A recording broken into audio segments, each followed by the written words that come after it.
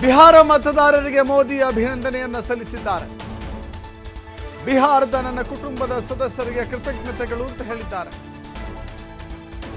ಉತ್ತಮ ಆಡಳಿತ ಗೆದ್ದಿದೆ, ಅಭಿವೃದ್ಧಿ ಆಗಿದೆ, ಸಾರ್ವಜನಿಕ ಕಲ್ಯಾಣದ ಮನೋಭಾವ ಗೆದ್ದಿದೆ ಅಂತ ಹೇಳಿದ್ದಾರೆ.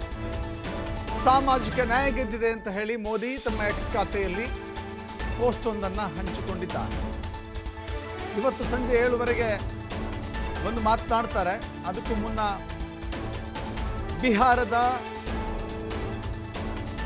ಮತದಾರರಿಗೆ ಧನ್ಯವಾದಗಳನ್ನು ತಿಳಿಸಿದ್ದಾರೆ.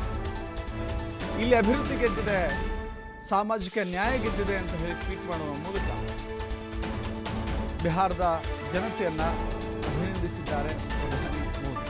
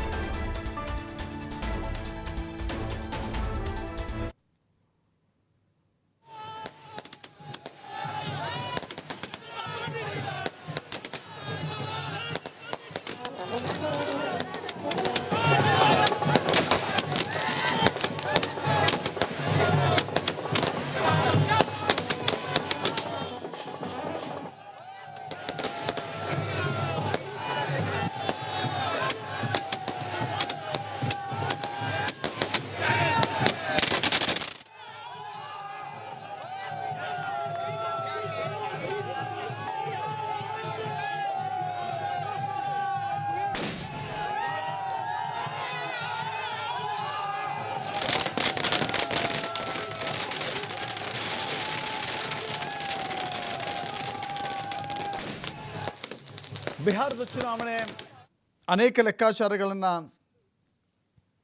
ಇಲ್ಲಿ ಹಾಕಿಕೊಳ್ತಾ ಇದೆ. ಈ ಚುನಾವಣೆಯಲ್ಲಿ ಸಾಮಾಜಿಕ ನ್ಯಾಯ, ಅಭಿವೃದ್ಧಿ, ಸಾರ್ವಜನಿಕ ಕಲ್ಯಾಣ ಅಂತ ಹೇಳಿ ಮೋದಿ ಟ್ವೀಟ್ ಮಾಡಿದ್ದಾರೆ. ಅದೊಂದು ಕಡೆ, ಅದೊಂದು ಭಾಗ. ಆದರೆ ನಿಜಕ್ಕೂ ಕೂಡ ಇಲ್ಲಿ ಯೋಚನೆ ಮಾಡಬೇಕಾಗಿದ್ದೇನು ಅಂತ ಹೇಳಿದ್ರೆ, 5 ವರ್ಷ ಒಬ್ಬ ಮುಖ್ಯಮಂತ್ರಿ ಆಗ್ಬಿಟ್ರೆ ಕರ್ನಾಟಕದಲ್ಲಂತೂ ಬಹಳ ವಿಭಿನ್ನವಾದ ರಾಜಕಾರಣ ಇದೆ. ಸತತವಾಗಿ 2 ಅವಧಿಗೆ ಮುಖ್ಯಮಂತ್ರಿ ಆಗುವಂಥ ಕಾಲ ಹೊರಟೋಗಿದೆ. ಸತತವಾಗಿ ನಮ್ಮ ರಾಜ್ಯದಲ್ಲಿ 5 ವರ್ಷ ಒಬ್ಬರಿಗೆ ಅಧಿಕಾರವನ್ನು ಕೊಟ್ಟರೆ ಮತ್ತೊಬ್ಬರಿಗೆ ಅಧಿಕಾರ ಕೊಡುವಂಥ ಮನೋಭಾವನೆಯನ್ನು ಮತದಾರರು ಹೊಂದಿದ್ದಾರೆ. ನೀವು ನೋಡ್ತಾ ಬನ್ನಿ ಇತಿಹಾಸವನ್ನು, ಹಾಗೆ ಆಗಿದೆ ಕೂಡ. ಎಷ್ಟೇ ಉತ್ತಮವಾಗಿ ಆಡಳಿತ ಕೊಟ್ಟರೂ ಕೂಡ ಮುಂದಿನ ಚುನಾವಣೆಯಲ್ಲಿ ಬದಲಿಸಬೇಕು. ಒಂದು ರೀತಿಯ ಪ್ರಜಾಪ್ರಭುತ್ವದಲ್ಲಿ ಅದು ಸರಿ ಕೂಡ ಅನಿಸುತ್ತೆ ಕೆಲವೊಂದು ಬಾರಿ, ಕೆಲವೊಂದು ಯೋಚನಾ ಲಹರಿಗಳೊಂದಿಗೆ ಅದನ್ನು ಸಮೀಕರಿಸಿದಾಗ. ಯಾಕಂತ ಹೇಳಿದ್ರೆ ಸತತವಾಗಿ ಅಧಿಕಾರ ಕೊಟ್ಟರೆ ಹೆಂಗೋ ನಾವು ಗೆಲ್ತೀವಿ, 2 ಬಾರಿ ಗೆದ್ದಿದ್ದೇವೆ, 3 ಬಾರಿ ಗೆದ್ದಿದ್ದೇವೆ ಎನ್ನುವ ಮಾತುಗಳಲ್ಲಿ ಅಥವಾ ಆ ಗೆದ್ದಿದ್ದೇವೆ ಎನ್ನುವ ಮನೋಭಾವದಲ್ಲಿ ಕೆಲಸ ಮಾಡಿದ್ರು ಬಂತು, ಮಾಡಲಿಲ್ಲ ಅಂದರೂ ಬಂತು ಅಂತ ಹಂಗೂ ಕೂಡ ಆಗುತ್ತೆ. ಇನ್ನೊಂದು ಕೆಲವು ಕಡೆ ಏನಾಗುತ್ತೆ, ಉತ್ತಮ ಆಡಳಿತ ಇರುವ ಕಾರಣಕ್ಕಾಗಿ ಪದೇ ಪದೇ ಗೆಲ್ತಿದ್ದಾರೆ.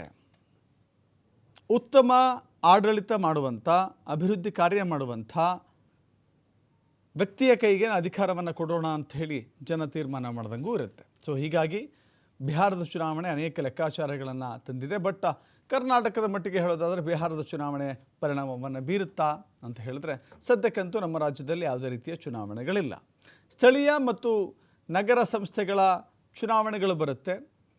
ಅದು ಪ್ಯೂರ್ ಆಗಿ ರಾಷ್ಟ್ರ ರಾಜಕಾರಣನೋ ರಾಜ್ಯ ರಾಜಕಾರಣಕ್ಕೂ ಸಂಬಂಧ ಇರೋದಿಲ್ಲ. ಅಂದರೆ ಅದರ ಪ್ರಭಾವ ಅಷ್ಟೊಂದರ ಮಟ್ಟಿಗೆ ಇರೋದಿಲ್ಲ. ಏನಿದ್ರೂ ಕೂಡ ಸ್ಥಳೀಯ ಸಂಸ್ಥೆಯ ಆ ಏರಿಯಾಗೆ ಸಂಬಂಧಪಟ್ಟ ಸಮಸ್ಯೆಗಳು, ಆ ಸಮಸ್ಯೆಯನ್ನು ಸಮರ್ಥವಾಗಿ ನಿಭಾಯಿಸಿ ಪರಿಹಾರವನ್ನು ಕಂಡುಕೊಳ್ಳಬಲ್ಲಂಥ ವ್ಯಕ್ತಿ, ಅಲ್ಲಿಯ ವೈಯಕ್ತಿಕ ವರ್ಚಸ್ಸು, ಪಕ್ಷದ ವರ್ಚಸ್ಸು, ಜೊತೆಗೆ ಅಲ್ಲಿನ ಸಮಸ್ಯೆಗಳು ಮಾತ್ರ ಲೆಕ್ಕಕ್ಕೆ ಬರುತ್ತೆ. ಆದರೆ ಇದು ಬೇರೆ ಬೇರೆ ಈ ನಂತರದಲ್ಲಿ, ಬಿಹಾರದ ನಂತರದಲ್ಲಿ ನಡೆಯುವಂಥ ಚುನಾವಣೆಗಳ ಮೇಲೆ ಖಂಡಿತವಾಗಿಯೂ ಕೂಡ ಇದು ಒಂದು ಪರಿಣಾಮವನ್ನು ಬೀರುವಂಥ ಸಾಧ್ಯತೆಗಳು ಕೂಡ ಇರುತ್ತೆ. BJPಗಂತೂ ಇದು ನಿಜಕ್ಕೂ ನಿಶ್ಚಿತವಾಗಿ ಅಭೂತಪೂರ್ವ ಗೆಲುವಿದೆ. ಇಂಥ